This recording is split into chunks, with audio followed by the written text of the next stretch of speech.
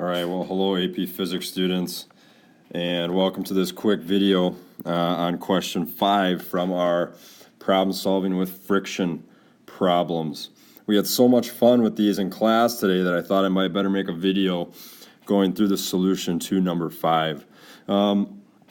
So here is our scenario. We had two blocks connected by a string that's going through an ideal pulley. One is on an inclined plane, the other is on a horizontal surface. So again, we want to draw free body diagrams for both of these. So first, for block 1, we obviously have force due to gravity. We have our force of tension, and we have our normal force, which is going to be perpendicular to that inclined plane. Now, I hope you're all okay with me doing this. I'm actually just going to erase my force of gravity, and I'm going to put in its components in this free body diagram, because really that's all we deal with anyway. So I have my FGY, and then I have my FGX.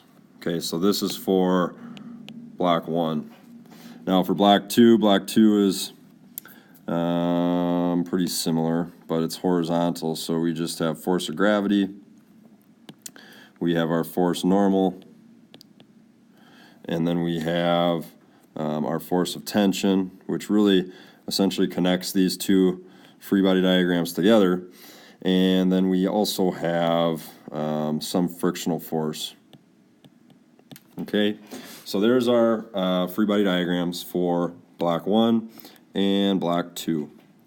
Now, we're going to set up our summation of forces equations here. So for block 1, and remember these are going to be equal to mass times acceleration, we are going to have, and I hope we all agree that our acceleration is going to occur with this inclined plane. So really all we have to worry about is Ft and Fgx. So we'll say that Ft is positive. Well, I guess we're just going to do this. Fgx, okay? And then our summation of forces equation for block 2, again, is also equal to ma. And our acceleration for block 2 is going to occur horizontally. So we only have to worry about, and I don't know why I wrote F2 here. This should be Ft. I guess 2 starts with a T. I don't know. It's already been a long week. Okay, so we have Ft and we have force of friction. So now we can start plugging in some of the stuff that we know to these equilibrium equations. So my mass for M1 is 4 kilograms, and that's times our acceleration. We do not know Ft.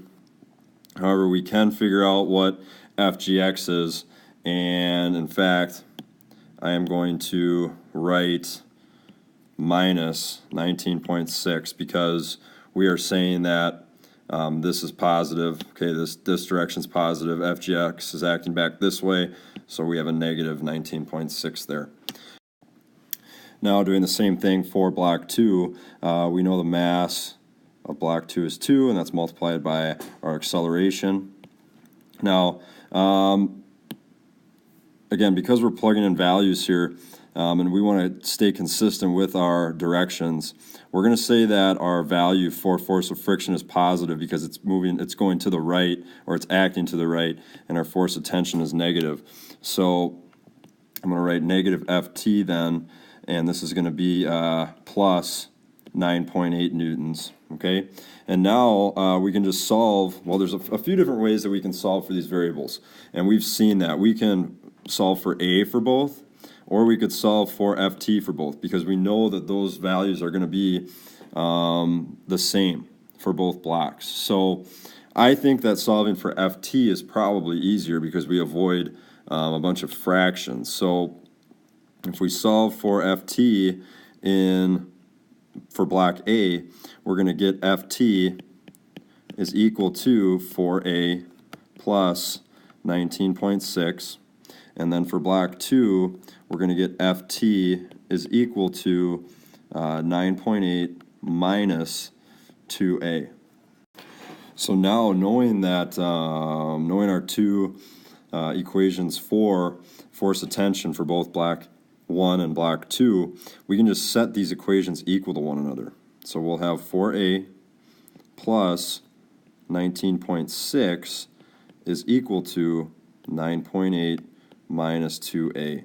And if we work that math out, we're going to get an acceleration value of 1.63, and it's actually negative 1.63 meters per second squared.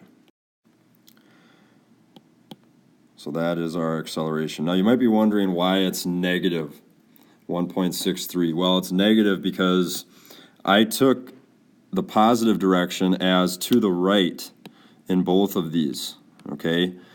I took the positive direction as right. So basically how this worked out then is I was assuming that my acceleration was going to be to the right. And this negative then means that this value is right. However, our acceleration is actually going down this way, okay? So this answer is completely fine. This negative is just telling us then that we're accelerating down. So block 1 is going this way and block 2 is going that way. Now we can plug this acceleration value into either one of these force of tension equations, and we should get a force of tension then equal to 13.1 newtons. Okay, so there is problem 5. If you still have any additional questions, please let me know. Take care, AP Physics students.